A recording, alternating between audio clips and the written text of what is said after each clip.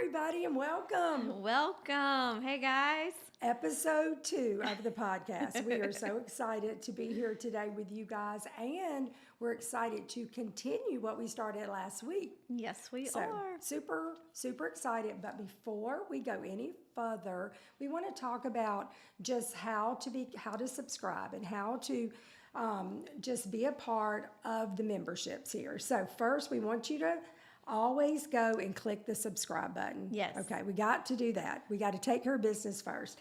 Okay, so once you do that, we want you to take a look at our memberships because we start with the bronze, okay? And the bronze membership is the $4.99, and that gives you the ability to just communicate and chat in our little community here, our Smeraglia Unleashed family. And then we have the silver membership, and that's going to be $14.99. But what comes with that, guys, is our Fletch & Lowe, our online boutique. You're going to get 15% off of all your purchases, and that's a big deal. That is a big deal. We love that. Great product. And you still get to chat, okay?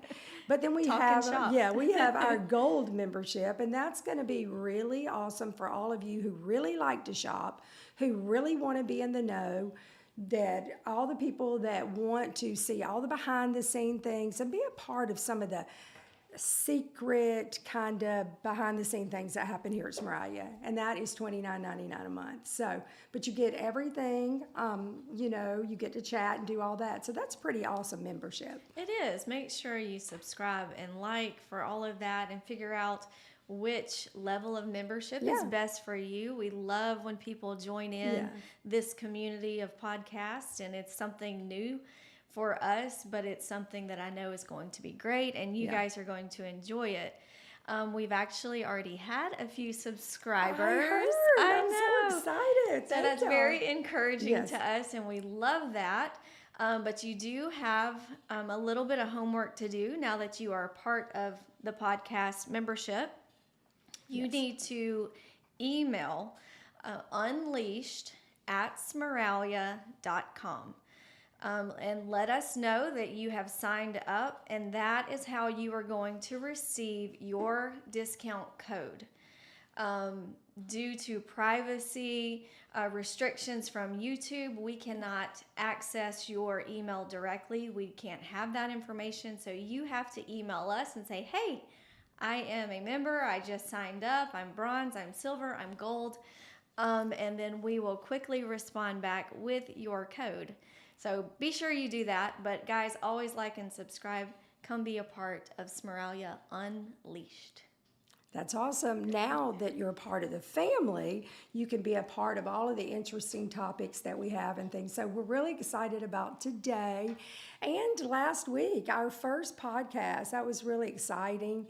It was something we waited for a long time, so we were really excited. And then to be back again today, and today's going to take a little different turn, I understand. Sherry's a little bit nervous about this one today. It's those papers she has right there that I don't know what's on them. She doesn't know what's going to happen today. No. But it's all really good stuff. And if you got to join in last week, it was an introduction to Smeraglia Unleashed. It was an introduction to Sherry and her family and the way things started. So, of course, in true fashion for us, we ran out of time. Well, we actually had 4 pages of things to talk about the beginnings, but when you start really talking about them, and your heart just starts remembering, and you start going back, and it becomes very passionate, and that's what happened. And of course, in true Meredith and Sherry form, we chased lots of rabbits going down trails because, they went that way. That's right. We had to go. Well, and that's part of the podcast. love that. We're just going to be real. Yeah. It is, we do keep topics in mind, and we have very specific things that we want to communicate to this community. But then in the realness of communication and being transparent, it's not going to be scripted. No. So I love that. But in thinking back this past week, I started thinking about, the things that to me are so impressive about where you came from, where this business is now, and all of the steps in between. Right. where you started and where we are now, they don't even look similar to each other. It's very different now. Very different. And so when we ended last week, we ended talking about your opportunity to appear on the Today Show. Yes. And that was a lot of fun. And we got that story in. Yeah. Guys, go back and watch it if you didn't get to see last week. There were actually pictures of our family, and Lauren, when she saw that, she was like, "Oh my gosh, Mom, I don't even want to see those pictures." But That's all part the of way the back. story. And of course, you look at the editing and all the pictures. It was back in the day of the floppy disk, Yeah. And so it's really. It's really fun that we found those pictures, because everything on floppy disks are kind of hard to find anymore. Oh, I know. That was quite the venture for you to find that. Yeah, just seeing those are great memories. It definitely But is. it did springboard us forward. And Right. I think that's what you were thinking about, huh? Right. And so from that moment, and this is where I want to just dive into Sherry's brain. Okay. Okay, got to get ready. And I want to start out by saying, as we launch this podcast, I know that it's important for us to highlight that even though we are very dog centric, and Yes. and that's really what has brought us to the table, is our love for these animals. There is something in these podcasts for everyone. Yeah. Whether it is a small business success story, how we went from mom and pop to an industry leader, whether it is the appeal of having a women-driven business mostly, or if it's just sharing the balance of work and family and how to navigate failures and successes, and it's just real community. That's and it's right. just people coming together for goodness, for Yeah. good things. And I promise, like last week, it's Yeah. always going to be good. Well, Whatever we're you a hear. lot of things. I mean, yes, we have a passion for our dogs and the business that, we shared the beginnings and how God brought it into our family and into my life. But then the people that he brought, Yeah. all the different Right. people, and then all the aspects of having a business and being a mom and a wife and a business person. And yes, just trying to navigate the world and life and do it together with all these people, with all the animals that live on the farm, and with all the wonderful clients that we've met. It's just been quite a journey. Quite a journey. It has. And so I want to go back to where we ended last week and say, okay, so you appeared on the Today Show, and your small business at that moment, I think, started to redefine itself. It started to take on a different tone. And so was that your intention for going on the show? And how immediate was the response? It wasn't even my desire, like I shared, to go on the show. There was a gentleman, that Mr. Warren Estenstein, who harassed me to be on the show. And he called me daily and asked me, and I just really wanted him to find someone else. It wasn't my intention of going there and being on the show. I was very, very, very involved at home with a 4-month-old, and of course my 5th child. And the responsibilities here were so great. So no, I wasn't looking for that. But, my husband just really felt like he could handle a baby for 2 days. Yeah. He was like, I think I can handle this. Sure. You go, you do this. And so I actually even made it real difficult for them. Yeah. I was like, well, the only way I'm going to go is if you pick me up, because I'd never been to New York. Right. Right. Pick me up, my daughter, and take us where we need to go, put us in the hotel, pick us up from the hotel, take us back to the show, do all these things, and then I'll do it. And they were like, you really driving a hard bargain. I'm like, well, I don't want to come. Yeah. So we went, and who knew? Yeah. I wished that I could get my hands on that footage. Yeah. If there's anybody out there that knows how to go back and find it, I would love to have that. you know? So that leads me to the next question of there was not the intention of necessarily growing the business, but it happened from that moment. So when you get back and your phones, you reference your phones to start ringing, were you prepared for a growing business at that time? I wasn't, and I just loved where I was. I loved what I was doing. I loved the dogs that I had. I loved how we just enjoyed them. They were part of our everyday life. I mean, I loved the breeding program and learning about the puppies. I loved, in the beginning, we didn't know, if this is bred to this, what the results were. So it was all exciting, and I was learning so much and really trying to educate myself and grow and everything. But no, I never had intentions, or I could never have comprehended. I didn't have the vision to go to where we're at. It just seemed like a door would open and we would walk through that door, and then that door seemed to open another door. Right. And when we went there and came home, literally, like I said, the phones were ringing off the hook. So I've got a baby, I got the phones ringing off the hook. It became somewhat overwhelming. Right. To not be able to manage and handle the influx of the inquiries, the people that were calling.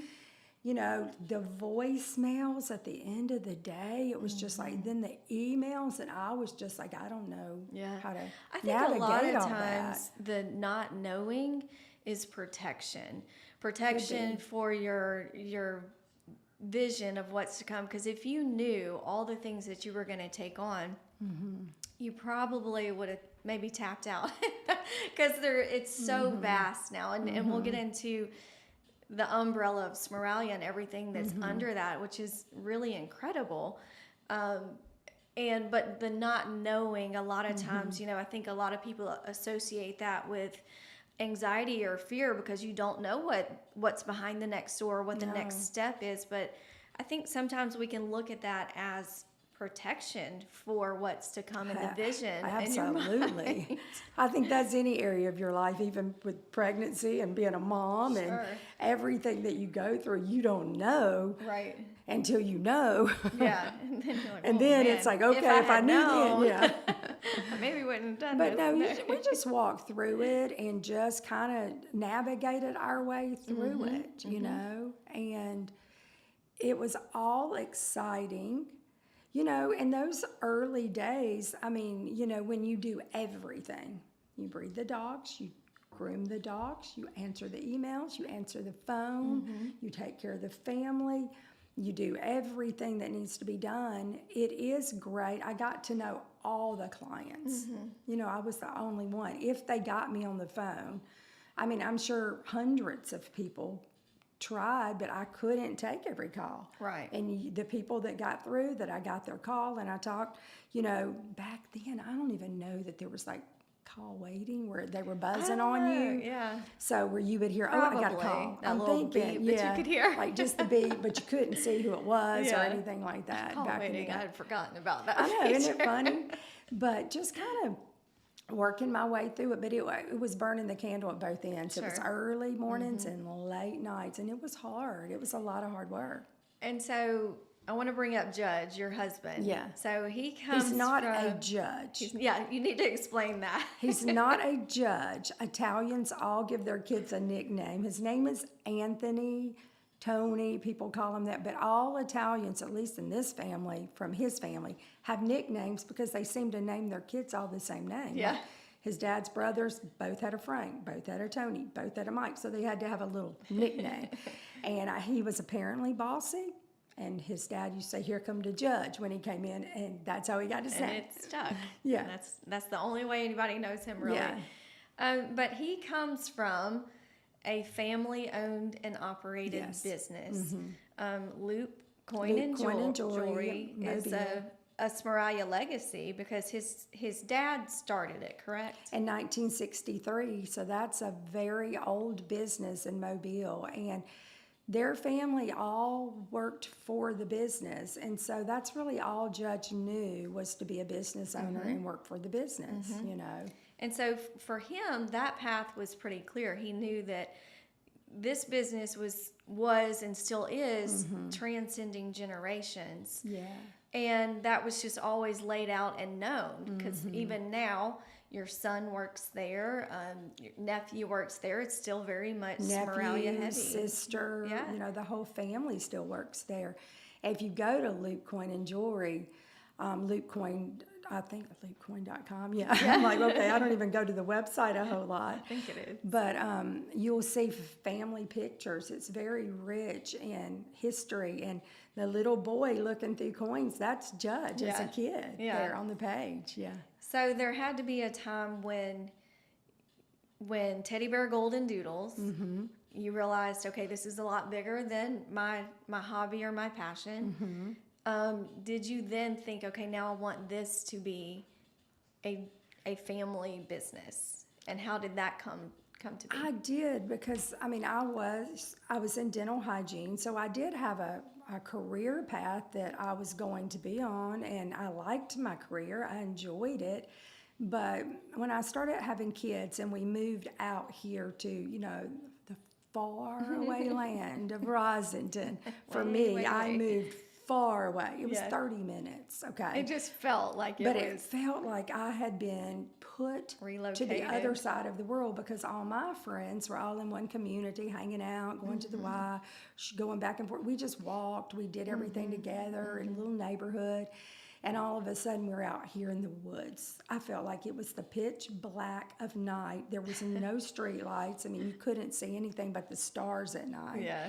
And it was, but when we started, Judge used that to bring he lured me out here by saying, well, you could do more out there. And so we moved out here and had the dogs, and I loved it. And anything we do when you have kids, you just get them involved. The kids wanted to do everything I did. Some of them didn't like the work, but it was every Saturday. Every Saturday morning, Judge had the boys up, and they were doing things. And if they had spend the night friends over, they were all working too. Right. He'd promise them steak, or he'd cook or whatever, but he'd get them out there. And it was just a family business. But we didn't. I mean, it was my hobby, and we all loved it. It still was a business, but it didn't feel like a business. It just felt like we were doing what we loved on the farm. Right. But I think what I think about, and what is so interesting, is that when you really this thing was growing up, and it was getting bigger, and your needs were getting bigger, a lot of your kids that were old enough weren't interested. No. They were not interested in being a part. And that goes back to growing up in it. I think it's typical for anybody. If you grow up being made to do something, or that was your chores as a kid, you want to run. I want to get away from this. I will. will never, I would hear them, I will never do this. And so, of course, I didn't really think it would be something that they could do anyway. Sure. I thought, well, while you're home, you're going to help, but of course, pursue your dreams. And so they all had a career path. They all went to, they went after certain things. My kids are very artsy. So it was more into graphic design for Jacob, and then for Lauren, it was more photography, and it was art, and it was then, cosmetology school, then makeup school. So all of my kids were doing hands-on things. And it was interesting, though, the paths that they were taking were things that would benefit me eventually one day. I had no idea. Right. But it would benefit the business. Right. And that's the beauty. And I think this is kind of the tone of today's segment is the hard work and the perseverance, and how it comes back full circle. For anybody that's in business, because through that, and you not knowing where everybody was going to land, and then of course needing people and loving the family business idea, Smeraglia has been able to develop a lot of branches. Right.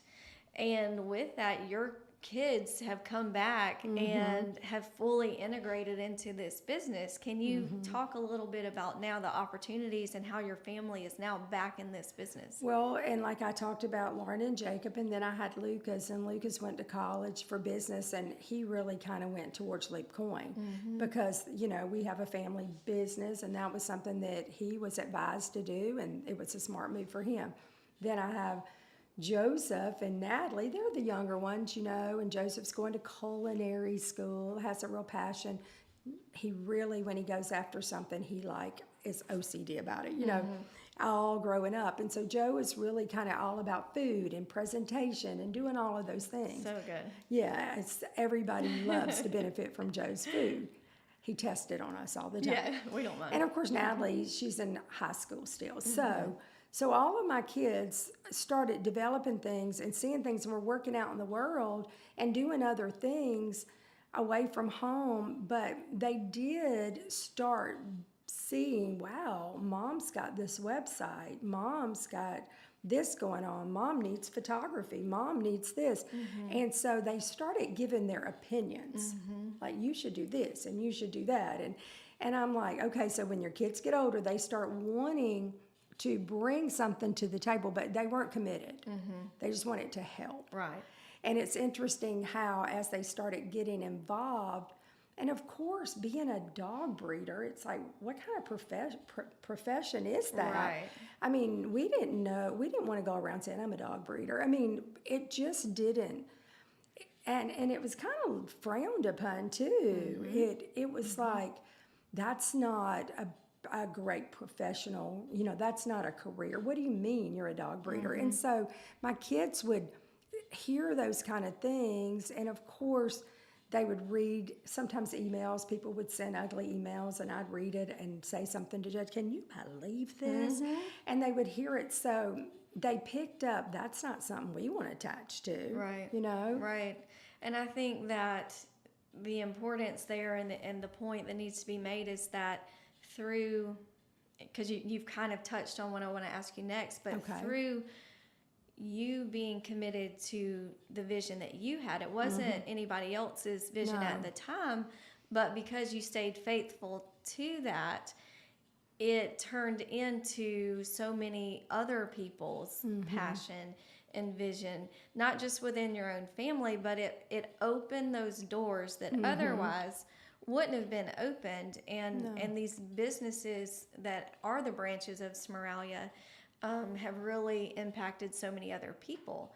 But in this industry, and you said it, it was kind of frowned upon to be a breeder, and that's what I want to ask you. So for anyone starting a business or even just growing their hobby, right, I think it's typical to dream of the success and the accomplishments. You think in the fulfillment that it's going to bring, because when you're dreaming about what you want to do, it feels good. You think about the happy things, the happy side of the vision casting. Right. It may not be as commonplace to imagine the hitches, the hardships, the cynics, the naysayers. You just don't. You don't factor that stuff in. You don't know that's coming.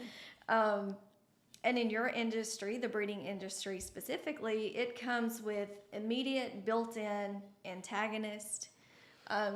So you didn't have to wait very long for those challenges for you to overcome in your new vision, because we come from a place of, it feels like a lot of times breeding for a lot of people is just automatically bad. They come from the adopt, don't shop. Right. Rescue is the only breed for me. Right. So it presents its own challenges. And when you think about, but cute puppies and they're beautiful and I'm producing those and I'm making people happy, you forget that other side of it, that side of this industry. And I think for you, one of your passions is teaching. I love to educate people. You love to educate.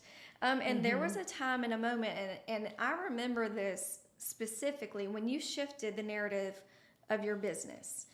You began to pull back the curtains on the negativity associated with breeders. Yeah. You began to show what quality dogs could and should look like through your example, through, just responsible breeding.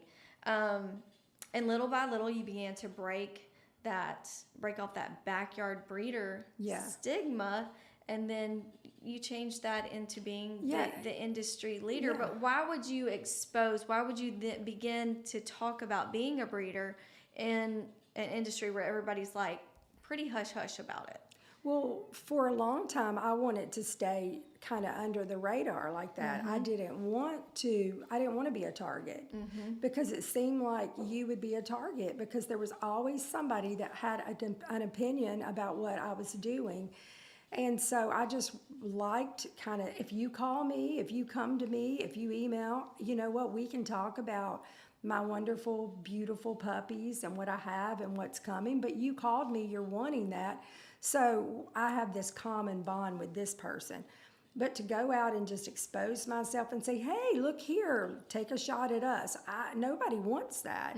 And so I think a lot of breeders would do that. They would not talk, they would not share, they would not communicate. But what I wanted to do was change the mindset. You can't change people if you don't become somewhat vulnerable to Right. people. If you don't open yourself up and you just don't share. You know what? We are real people, doing something that we're passionate about. Even like how much a puppy would cost, they would, want to harass on how much it cost or what, but they don't understand how much you have to put into it. So people would have opinions about that. But I would think everything's on the website. It's right there. It's kind of like you want to buy a vehicle and you look at what your budget is and you go to the dealership that you can afford, but you don't go to the dealership that you can't afford and tell them how wrong they are for not pricing Right. their vehicle at this price. Right. And we would just get it from every angle, Yeah. even whether it wasn't a pure breed. It was this, it was that, and so everybody seemed to they knew our motives, but they really didn't, but they all thought they did. Right. And I think you began to be a lot more bold Yes. within your You have own to. company, and you began to instill that even in your employees, in your family. We're going to be proud of what we do. Right. And that began Yes. because when you speak, and again, apply this to your own life, That's right. outside of a breeding company, anything, be bold with the vision that you have been given. You can't be ashamed of it. Right. You've got to be proud of it.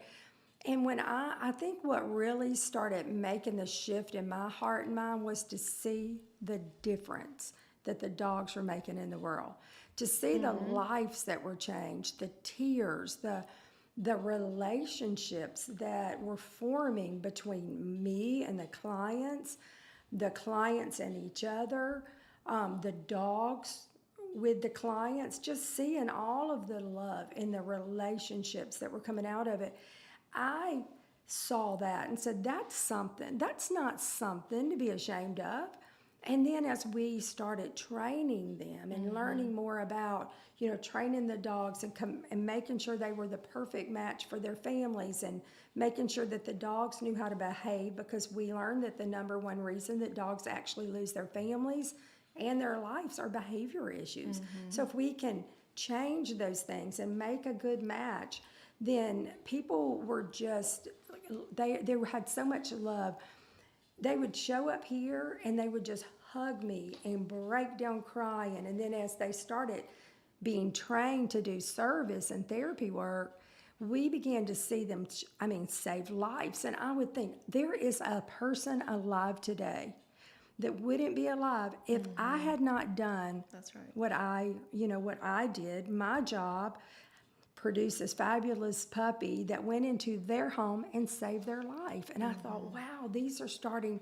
So the things started mounting up. And that became more powerful to me Right. than the naysayers and the negativity, because see, the experiences of life started becoming, form and became a part of who I am. And they began to outweigh the negativity, and I realized it's worth it. It's worth having to deal with this to change lives over here and see the difference that they make. And I think many of our supporters and followers and family, we call you our family because you have a puppy, your family here. And we hear that every single day. So sometimes when we're having a hard day and bad things have happened or just been tough, I mean, just to get that email that says, hey, I thought I'd reach out and thank you. You know, I got my dog from you 13 years ago, and they began to tell me the story. Yeah. And I love that. It is so touching, you know, and it's rewarding to be a part of something that is beyond the surface of what it seems, and it is far-reaching for people, and it changes lives. It's so cool to be a part of something that is life-changing. It is.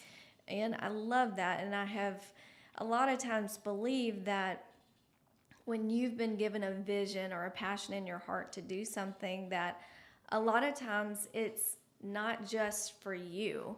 Most of the time, No, it's not just for you. You're the vessel to make this happen. But when you're faithful to that vision, even when you don't know, the impact is just like ripples in the sea. It's so far reaching, and That's you have right. no idea once you started what happened No. way down the road.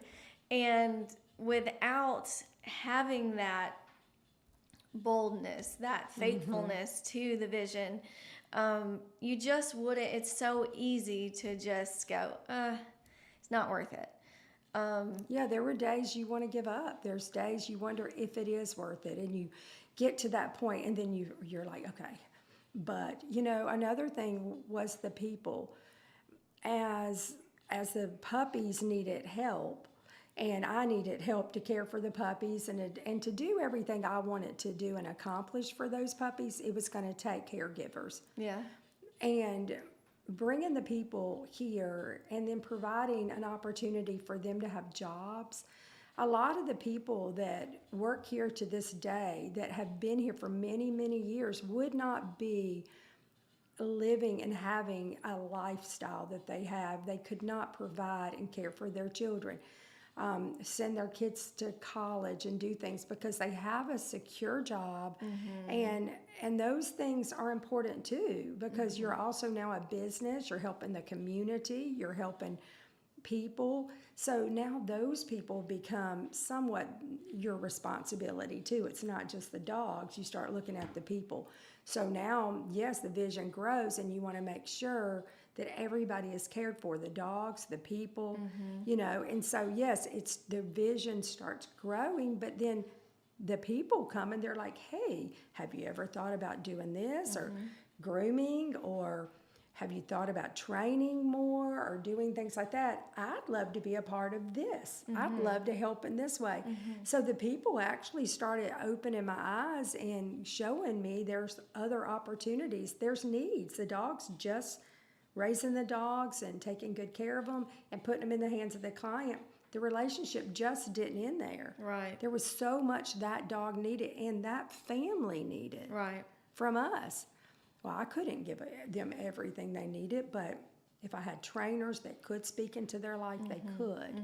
You know, if I could help groom their dog, if I could help provide good products for their dogs, because they're always asking, well, what do you do? How do you do this? How do you groom your dog? What product? What tools? And it's like, we just need to put it online and, you know, do all that. And I think, you know, you trusting the process, and that's key to, you know, your vision may be way bigger than what you think your ability is a lot of times, but start small. Jordy, one of our podcast producers, he said earlier, don't ever despise small beginnings. And I think, you know, that's really an impactful statement to me, because when you're wanting to start something new, you want it to be the best, the biggest, the coolest, the greatest, you know, and you might be working up to that. You might be having to walk through such small portions of your big vision to get to the end, because you're not ready yet. You're not ready to be successful with the next step.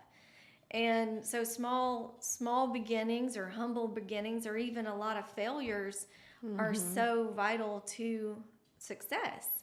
So vital, well, and the way you handle it. In small beginnings, when we were smaller and it was, you know, just our family and everything, I still had a vision because I'm always about excellence. And I would say, even in the early days, not even knowing what this meant, not even knowing like what actually I was trying to speak over my dogs, but I would say I want to be the number one golden doodle breeder, schnoodle breeder in the world. I would declare those things. Like, well, what does that mean? You want to be what?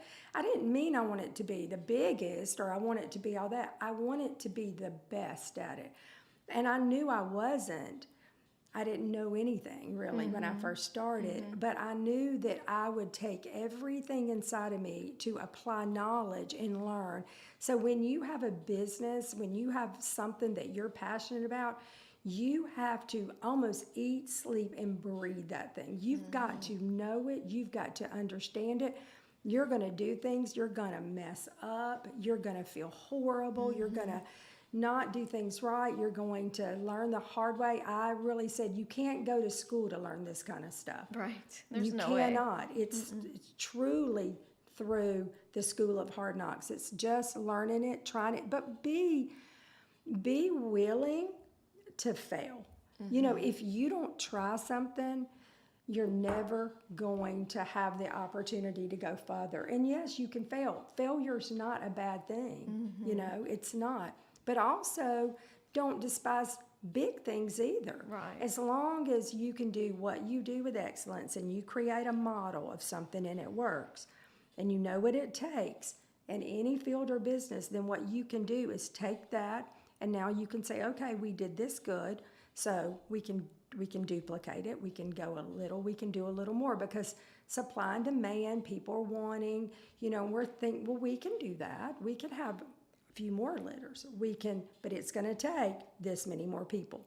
And you can't say, I'm going to do more, but I'm not going to provide more. Right. See, that's where you get yourself in trouble. You have to count the cost. Right. If I'm going to do more, it's going to always cost more. Right. You know. And something really cool that you shared, we have a yappy hour with our clients and on Monday nights, and it's just a fun time to hang out, and who knows where it takes us. But there's also things that you can take away from that. And you shared on one yappy hour about tell me how you failed today. Oh, I know. Did you like that? I love that, and that coincides. Yeah. It coincides with what you're saying now. Yeah. Is celebrate the failure almost, and explain that a little bit. Well, the thing about that is I am always trying to learn and grow. And so I was listening to someone. It was a woman, and I thought, I'm going to listen to some women entrepreneurs that have kind of been where I'm at in their industry, and I'd like to glean some knowledge. You know what? I always want to grow and learn. So this one lady came on, and she was like, well, the greatest thing my dad ever did, he ever taught me, was the greatest question. Every day when we would come in to dinner, he would ask us this question. He would say, hey, how'd it go today? What'd you fail at? And I thought, gosh, where is she going with this? He's asking her how to fail. This probably really made her want to be a really go-getter. And she was like, no, my brother and I, she said, we would before we would come to dinner, we would get together and we would say, God, I didn't fail at anything today. We got to come up with something. We need to do something. And so they would come in, the dad would be like, hey, so what did you do today? Oh, well, Dad, I failed today. I tried out for cheerleading and I failed. And then the brother would be like, really hey, bad. I tried out for baseball, didn't make the team, failed. And he was like, way to go. Way to go. Because you're never going to succeed at things if you don't try it. And you got to try a lot of things to succeed, but you got to fail a lot too. And I was like, that is profound. It is. It is really, so profound. It really is, because failure has such a Yeah. bad connotation. Like, you can't fail. And in now life. it's like, I need my kids to fail more. Yeah, 'cause that means now, you're trying. Now he's like, hey, Mom, I'm failing at math. Okay, that's good, right? No, we'll different. get a tutor, okay? We'll get help, but at least you're trying. But you get the concept here. Yeah. You've got to try things. So when we changed our mindset to, you know what, we can try this. And it might not succeed, but at least we tried and now we know. And look at all of the successful people out there that tried many times their whole life, and they were much older in life. I think Colonel Sanders was close to 80 years old, Really? and he had tried lots of things, and you start listening to people's stories, Yeah. and they're so inspiring. So Right. yeah, I've tried things and failed, but we used to want to hide those things and be Right. like, well, who wants to talk about their failures? We all want to be good at everything. Yes. And now my mind has just changed. Yeah, and on I think that. everything is highlighted in the world we live in now. To be perfect, to ridicule each other instead of build each other up. That's right. And that's just the trend. So it's even harder now to Because people want to rip something. you up. If you that's fail, look, that's the let's favorite advertise pastime. Yeah. their failures and go to every platform out there and let's tell everybody your failures. And that was really a thing that I had to learn to let go of. You have to stop reading people's opinions about you or your industry or the things that you do. You got to let it go because for a while there, that stuff would just get inside my head. And it was hard to be successful and believe in what you're doing when you've got somebody over there, behind a keyboard Yeah. saying all this Yeah. stuff. And I would take it to Meredith and Judge. And finally I said, I'm not looking. We're not reading it. So y'all can write all you want, but I'm going to focus on being excellent and doing my best. And if there's truth to this, I want to fix it. Right. I want to change. Yeah. So my thing is, I don't want to fail. I don't want to let Right, people sure. down. But it's going to happen. Yeah. We're not perfect. But the difference is what you do with that failure. It is, know. and you as a leader, you've always been very teachable, and I think that too is very key. You have to stay humble. Right, and have and it doesn't matter who it's from.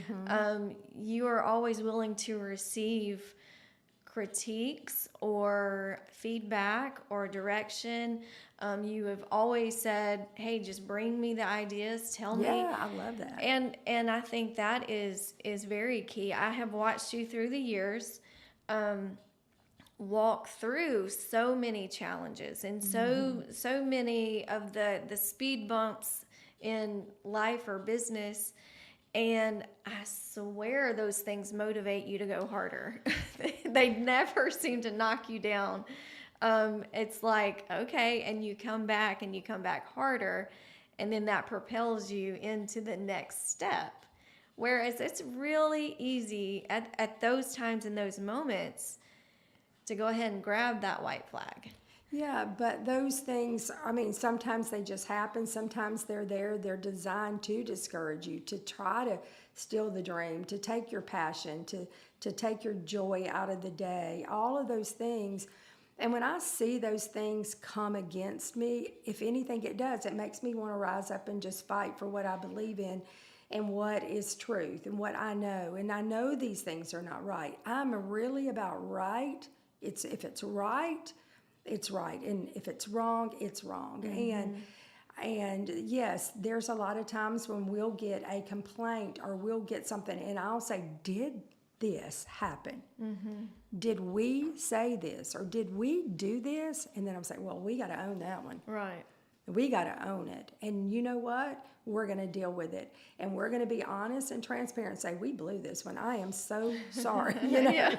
But I think in the world today, people, you don't see that a lot anymore, But it does. It really motivates me to stand up and just say no, and go after what I believe is right. Well, and I think more and more it's refreshing and relatable to people when you are so transparent with your mess ups, your mistakes, and your successes. But it just resonates these days when a company or a person or a friend, a boss is just truly transparent with you and honest with you. And I think that is what sustains businesses more than anything else, more than any advertisement, more than any money thrown at It's it, more because than you can't buy word of mouth. integrity. Yeah, you and- can't buy integrity. You can't buy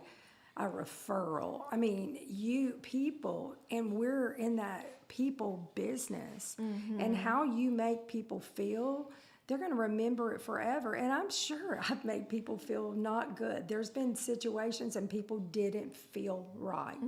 But when I know those things, they just weigh on me. Yeah. Like, it just bothers me. Right. Because I want things to be right. That is the thing about being a person that wants to walk in excellence and do the right thing all the time, because that's what integrity is. Who you are when nobody's watching. Do the right thing, even if the right thing is not the best thing for you. Right. It's not in your best interest. Like, God, I hate to have to do that. I mean, Yeah. I'm really going to have to take one here, but you know what? It's the right thing to do for them. Yeah. And when we have a conscience like that, you got to have a conscience, and you do have to have accountability. And for us, as you know, we are people of faith. Well, I don't just answer to people or to y'all or whatever. I also feel like I have to give an account for my actions and behaviors, and I want to do the right thing because I want to be a good example of being a good Christian, a believer, doing what's right. I don't want people to look and go, see, they say that, but they do this. See, it's destructive, and it brings people down. And I find it so interesting when you're vocal, and you guys out there that have your business and you are a Christian, what's the first thing that people want to remind you of when things aren't going their way? Yeah, well, you said you're this and that. Well, we are, but that doesn't mean that you Have let to people pay for take your advantage dog of you and do things like that. Yes, we do so. We do donate. We do give, but we do it when we're led to do that, when we know it's the right thing to do. There's times where, like, we have a warranty on a puppy. We stand behind it, and it's after it, and it just things that went wrong in this family. Okay, the 2 years is up. I'm done. You know what? We can't do that. We're then going to go, we don't have to do this. That's what our contract says. It's already expired. We told you this, but there are times when we have to go, the right thing to do is to help this person. Right. And we do it a Yeah. lot of the time. Oh yeah, we always take the high road and operate in grace, which is We always say we're on your team. We're not against you. I Yeah. think that just diffuses people. When they're in business, it's always like, it's me against you. And it's, no, we're on the same team. I want you to be happy. And I'm going to help you figure it out if I can. Some people, though, it doesn't You matter just what you say cannot or make them do. happy. You cannot make them happy. And that is just the person they are. And their purpose in life is to go around making people miserable. And don't give those Yeah, people in yeah. your business so much power over your day, or because it's just once you've questioned But you yourself. got to learn that in business, You guys. do. It that takes is a while. something you've got to learn to walk through and figure it out. And sometimes you get burned many times until Right. you wise up, and that's when you have to stand up for yourself. Well, that's when it comes back to the boldness Yeah. in your company and standing behind what you know is right and That's pushing right. through with that. So it is a lot of learning, and it's constantly learning because there's always a new type of person that you're going to interact with, or there's a new circumstance or situation that you're going to find yourself in. But I think if you maintain the integrity of, you've kind of set the standard as our standard is to operate in excellence. Well, you can't be excellent at everything all the time, but when you know that that's the standard of your life, of your company, your business motto, then you are always reaching to do better. You're always trying to do more and do better. Right. And when that's the standard, you're rarely going to walk away going, I and handled that wrong. And when you have a business, it's your baby. See, you've got to be passionate about it. You've got to love it. And when you love what you do, it is a business, but it doesn't feel like work. But you've got to also you're not in business just for you. You're not in business just so that, hey, I can make money and have my life and do what I want to do and forget everybody else and I'm going to do it as cheap as I can and get it by. You can't do that. You've got to sew back into your business. I mean, there's not a year that's gone by in this company that we're not building, we're not growing, we're not preparing better places for our dogs. And what we thought was good at one point, that was good, but that was the best we could do. And then when we grew, what did we do? Let's do better for our dogs. Right. Let's give them something more. Let's let them reap the benefits of it too. And when you sew back into your business, and your business is, it's a give and take, you know, and in the people that help run the business. You know, you got to take care of them too. And they've got to feel appreciated. Right. You know, All of it goes hand in hand. it's all for part sure. of the big picture. Yeah. And I think, you know, your big picture, and for any of you guys as well, factor into your vision, the feel-good vision, the failure. Factor in the failure.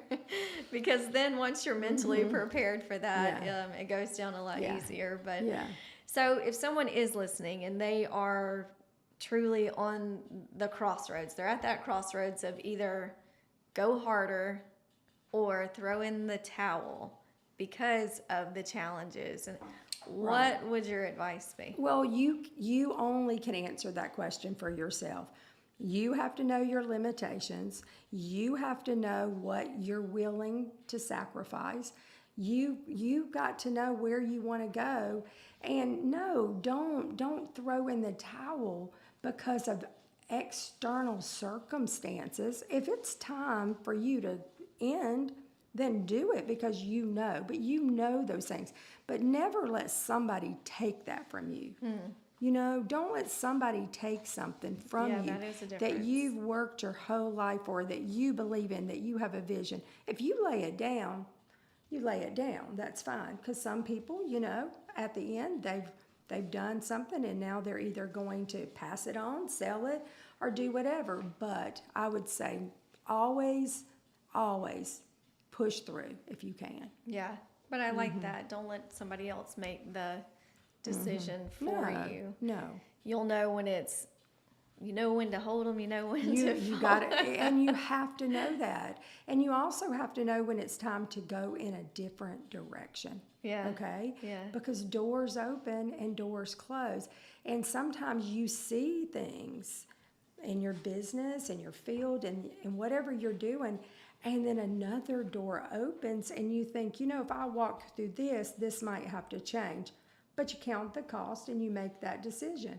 Sometimes you back down a little bit and go in a different direction. So it is something that you have to think about.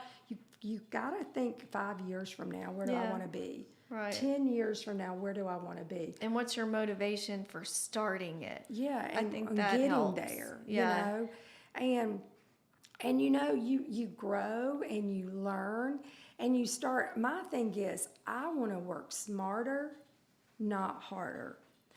More with less is better. Meaning, if you can do more with less and figure out a way, and I don't mean sacrificing and, you know, taking everything away, saying, here, y'all make more with less. And I don't mean that. I mean, you're being smarter. It just makes sense to do it this way.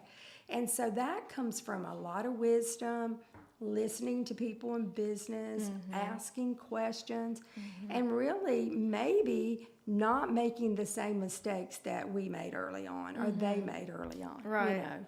I was talking with my brother last night, and we got on a certain topic, and it came down to, you know, iron truly does sharpen iron, and it matters who you surround yourself with. It matters who you allow to speak into your life. You know, is it for your vision or is it against it? You have to guard that with everything. Yes, it's so important because you can walk away from one group of people feeling very defeated, or you can walk away from another group of people and feeling very inspired.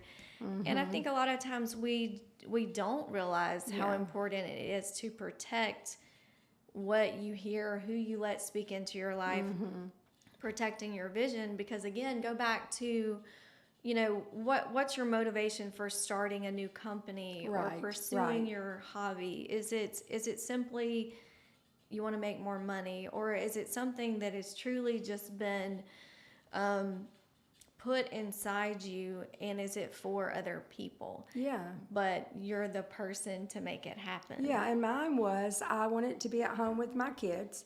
I wanted to do something. I didn't want to go back to dentistry and be gone all day. I wanted to be home. I was living out in the middle of nowhere, so I figured, let's find a way to continue this business and do it right here on this farm. But I wanted to help provide for my family. I wanted to be at home. I wanted to create finances that could help my husband, help our family, but also I wanted to help other people. I truly wanted to help people that were less fortunate, people that the poor, the needy, widows, orphans, and we started sewing into those things and helping people, and it brought so much joy. And just not only are we here helping our family and our needs are being provided for, but what we're doing is helping other people. Maybe it's through just giving those gifts and helping those people, or giving them a job so that they could take care and feed their children. So you do have to have a purpose and a motive, because if you don't have that, when the going gets tough, you're not going to have something to hold on to. Yeah.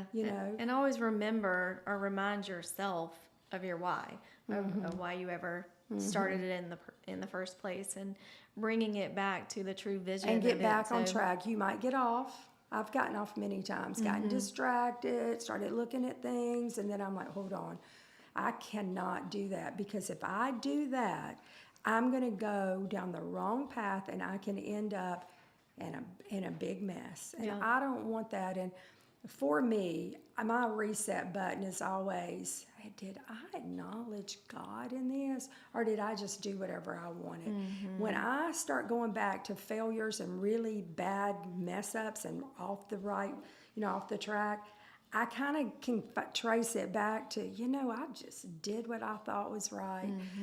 For me, I have always felt incapable of doing this, running this business. I never felt confident, in a lot of things. I didn't feel confident that as a mom or as a wife or as a business owner. So I would gain strength from maybe the scriptures, and also knowing that I had at least acknowledged God in all of my ways, and He made my path straight, and He would work this situation out. And that kind of trust in that, knowing that, hey, it might not end the way I thought, but it is ending the way God is wanting me to go. Right. So when I look at where I'm at today, no, I didn't see this map backwards, and I didn't see it forward. I mean, I could have not gotten here if I'd have tried. Right. I really know that it was acknowledging God in my ways, and He directed my paths. And one day I woke up and I'm like, wow. Yeah. And people say, how did you get there? How did that happen? I'm like, it was God inspired, but He will do it for everybody. Right. He'll do it for you. He'll do it for y'all. He'll do it for everyone if you'll just pursue. Yeah.